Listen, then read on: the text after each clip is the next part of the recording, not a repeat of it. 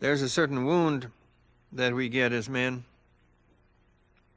partly because we do not get the father we want.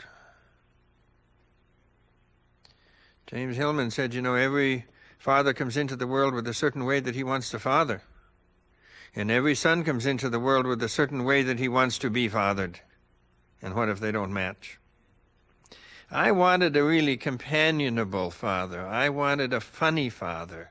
I wanted a father who was sort of excitable and enthusiastic and would carry me up into high laughters and into wild plots, and an Irish father, in a way. But what I got was a father who was serious, determined, and taught that there were certain bounds one couldn't go across, period. And a lot of the rest of it was silence. So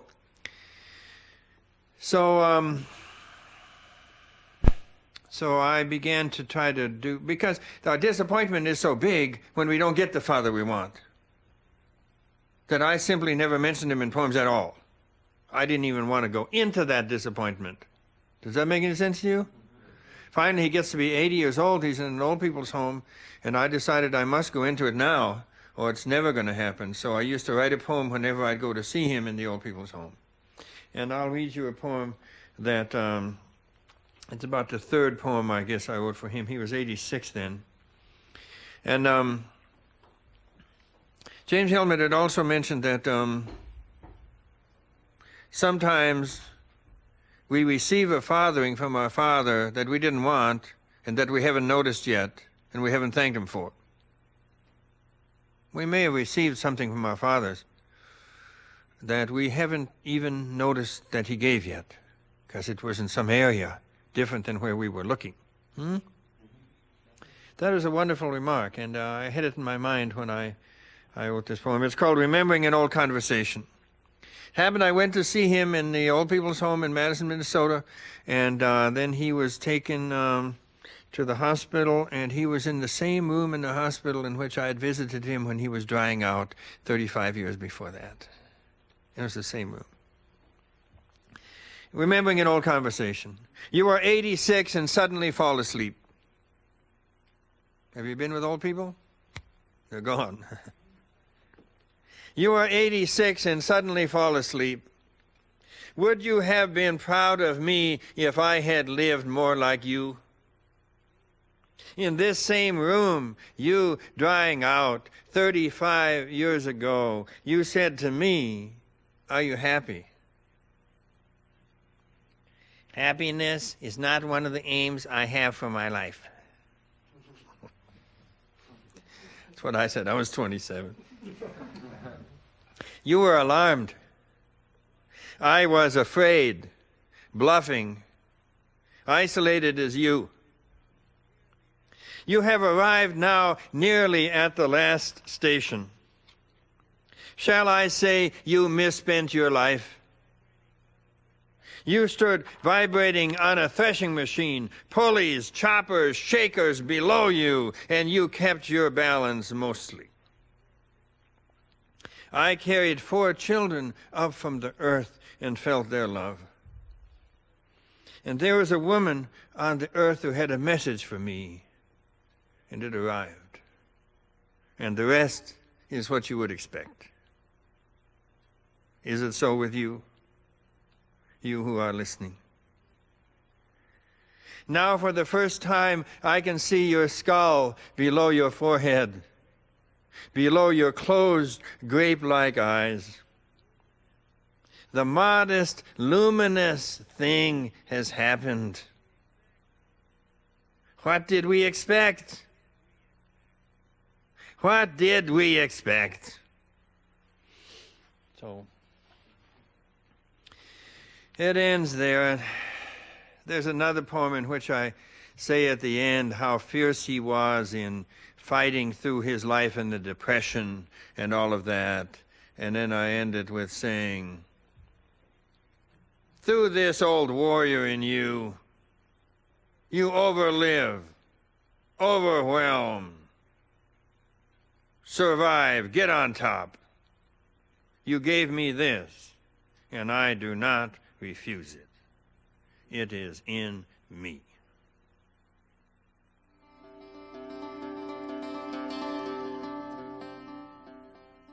One of the issues for American men, I think, is that American men face most of their life alone. There's this separation, often from the family of origins. There's often large gaps between a father, for instance, and his children. The loss of the fraternities, working fraternities and ritual fraternities, and the loss of male societies puts individual men in the workplace, going and coming from work and working often in a emotionally isolated way or style.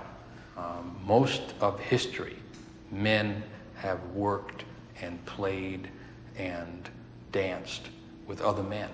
Men have done things together, and this is a pretty recent thing, with men living great parts of their lives unrelated, not closely related, not linked in soul work with other men.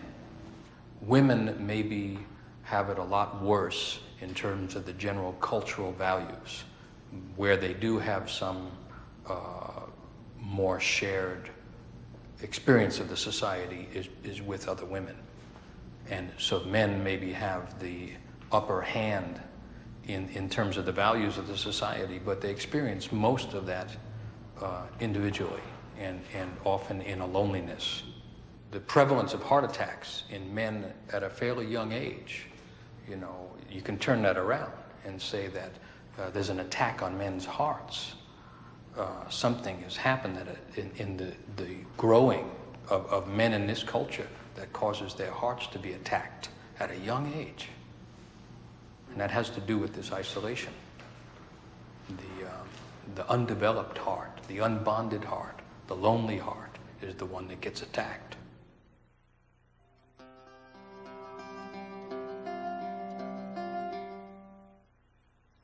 Men have always been loved for their activity.